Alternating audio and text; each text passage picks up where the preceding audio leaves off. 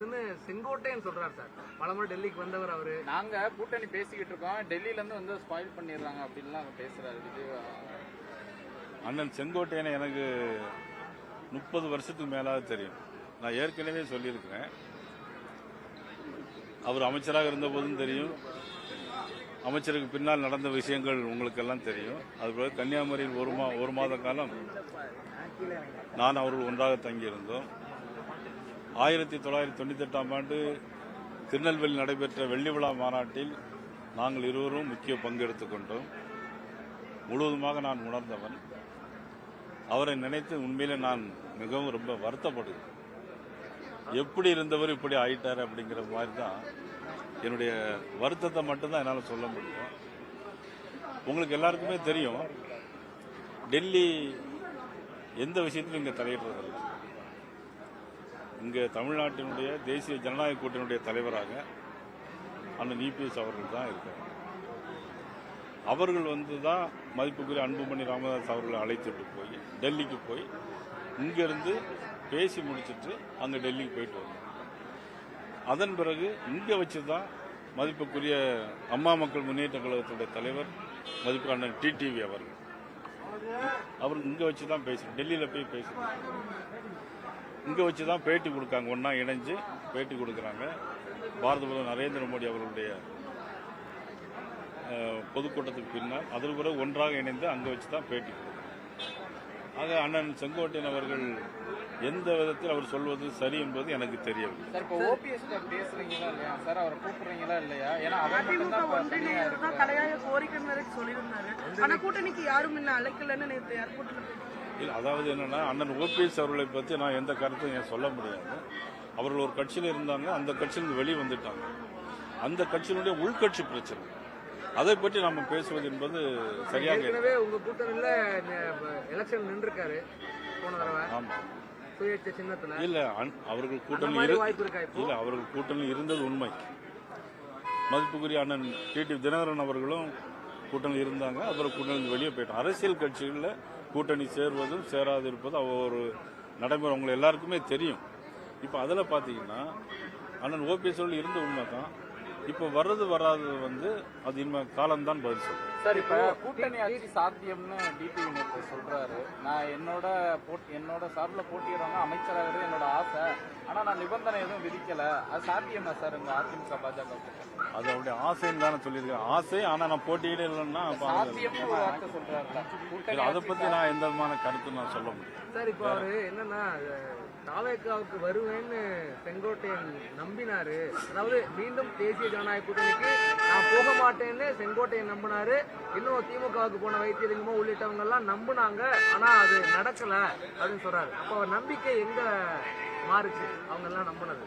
இல்ல, அதை பத்தி நான் ஏன்னா அவருடைய தனிப்பட்ட நம்பிக்கையை நான் கருத்து சொல்றதோ அதை முரண்பாடாக சொல்றதோ அது சரியாக இருக்காது. அது ஒவ்வொருத்தருடைய நம்பிக்கை. அதை பொறுத்து இப்போ நான் உங்களுக்கு என்ன சொல்றேன் அப்படின்னா, நீங்க எல்லாரும் பத்திரிகையில் திருப்பி கேட்டுட்டே இருந்தீங்க, உங்க கட்சியிலிருந்து ஒருத்தரா வெளியே போயிட்டு இருக்காங்களேன்னு கேட்டுட்டே இருந்தீங்க. ஆனா இப்போ ஒவ்வொருத்தரா வந்துகிட்டே இருக்கிறாங்க. நான் ஏற்கனவே தை மாசத்துக்கு பிறகு உங்களுக்கு நல்ல செய்தி வரும் அப்படின்னு சொன்னேன். அதனால நீங்க எல்லாரும் வந்துகிட்டே இருக்காங்க, இனிமேலும் வருவாங்க. வரும்போது நான் உங்களுக்கு தெளிவான பதில். தொடர் தோல்விகளை சந்தித்தவர்களை தான் திரும்பி சேர்த்துக்கிட்டு ஒரு ஒட்டு போட்ட கூட்டணி அப்படின்னு முதல்வர் தஞ்சையில் விமர்சனம் பண்ணாரு. அதுதான் அதை எப்படி பாக்குறீங்க? அவரை முதலமைச்சர் சொன்னார் தொடர் தோல்வியை சந்திச்சவங்களை தான் இப்ப மீண்டும் ஒட்டு போட்டு சேர்த்திருக்காங்க. இது ஒரு பில்டப் கொடுக்குறாங்க, இந்த உடஞ்ச கூட்டணியை சேர்ந்துட்டு பில்டப் கொடுக்குறாங்கன்னு பேசியிருக்காரு முதலமைச்சர் சொன்ன கருத்தை நீங்க ஏத்துக்கிட்டீங்களா? அதாவது ஒரே ஒரு கருத்து, இதுக்கு முதலமைச்சரும் பதில் சொல்லணும், நீங்களும் மீடியாக்களை சொல்லணும். என்னைக்காவது தொடர்ந்து திமுக ஆட்சியில் வந்திருக்கான்? இல்ல இது அப்போ அவங்க தோல்வி தானே சந்திச்சிட்டு இருக்காங்க. திமுக தொடர்ந்து தோல்வியை சந்திச்ச திமுக, தொடர்ந்து வெற்றியே பெறாத திமுக, தொடர்ந்து ஆட்சியிலே இல்லாத திமுக.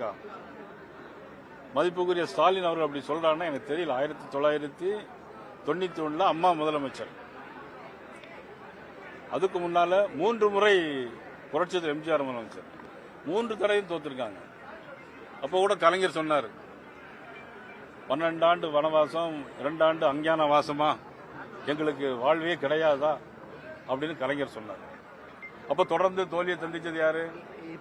இல்ல நான் சொல்றேன், தொடர்ந்து தோல்வியை சந்திச்சது யாரு? திமுகவா அண்ணா திமுக கூட்டணியா? 1967 72 பிறகு புரட்சித் தலைவர் எம்ஜிஆர் உயிரோடு இருக்கிற வரைக்கும் திமுக ஜெயிச்சது கிடையாது. அப்ப தொடர்ந்து தோல்வியை சந்திச்சது யாரு? திமுக. உண்டா இல்லையா? சொல்லுங்க, உண்டா இல்லையா? ஓகே ஓகே சொல்லுங்க, அதான் கரெக்ட். அப்படிதான் சொல்லணும்.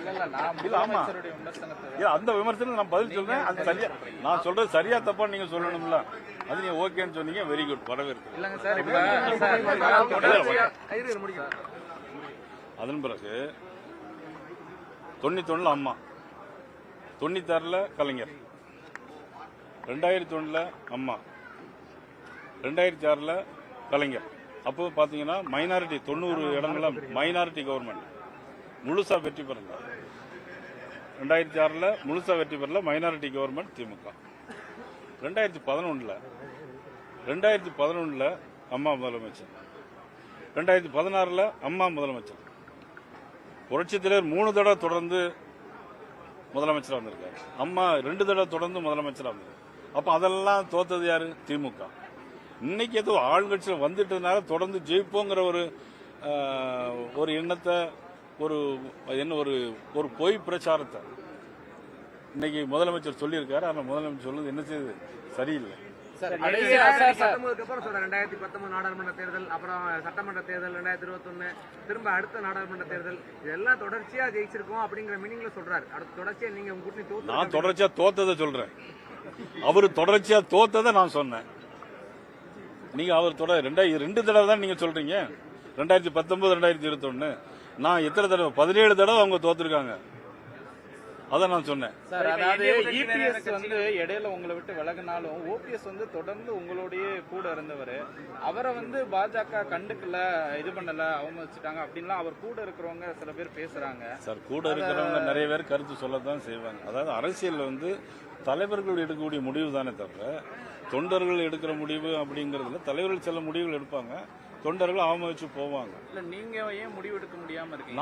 நாங்க நல்ல முடிவு தான் எடுத்திருக்கிறோம். ஓபிஎஸ் அழைக்கலையே, அதிகாரப்பூர்வமா வாங்கன்னு தினகரன் சொல்றாரு, அவர் வரணும்னு சொல்றாரு. நீங்கெல்லாம் அந்த கூட்டணிக்கு தலைமையான நீங்களாம் ஏன் அதை சொல்ல மாட்டீங்க? நான் வந்து இன்னைக்கு நேற்று சொல்ல ஆரம்பத்தில் எல்லாரும் ஒண்ணு சேரணும்னு ஆரம்பத்தில் சொல்ல எல்லாருக்கும் போது அதுல எல்லாரும் அடங்கி எல்லாரும் கிட்டத்தட்ட வந்துட்டாங்களா சார்?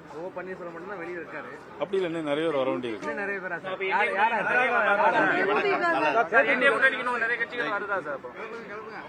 இன்னைக்கு கல்யாண வீட்டுல மணமக்களை நல்லா வாழ்த்துங்க எல்லாரும் வாங்க.